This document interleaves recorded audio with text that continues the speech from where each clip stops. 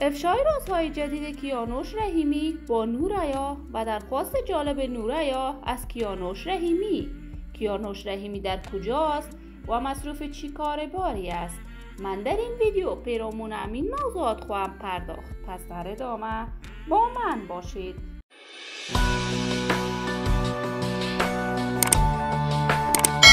سلام، شما را خوش آمدید میگم به یکی دیگر از ویدیوهای جذاب کانال دنیا اینفو.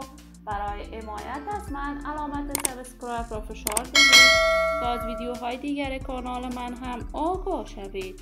نوریا هنرمند تازه کار و نام آشنا در صنعت موسیقی افغانستان است.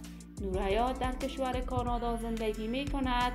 وی در ابتدای کارهای هنری خود در آهنگهای قیس الفت نقش بازی میکرد و با کمک و یاری قیس الفت توانست چندین آهنگ ثبت و نشر کند که به یک بارگی نامش در میان هنرمندان افغانستان شهرت شده است.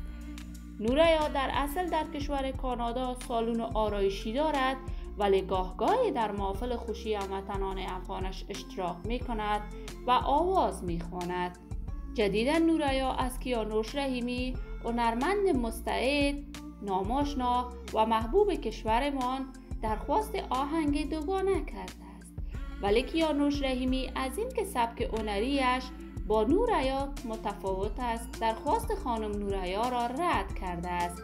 کیانوش مدت یک ماه می شود از کشور پاکستان به کشور کانادا رفته است و در تازه ترین کارهای هنریش در کشور کانادا آهنگهای جدید ثبت و نشر کرده است که به یک بارگی تشویق فراوانه از طرف مردم و طرفدارانش شده است و در کنسرت‌های در کشور کانادا هم اشتراک کرده است.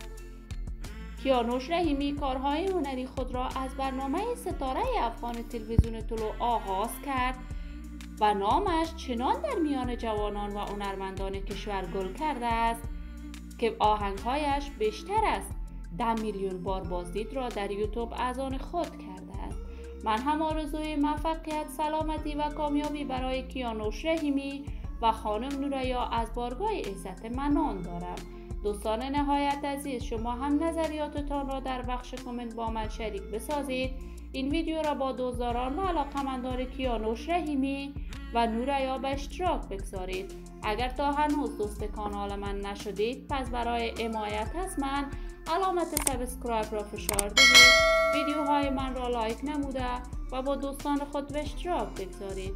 سلامتی شما خوبان آرزوی من است. تا درودی دیگر، بدرود.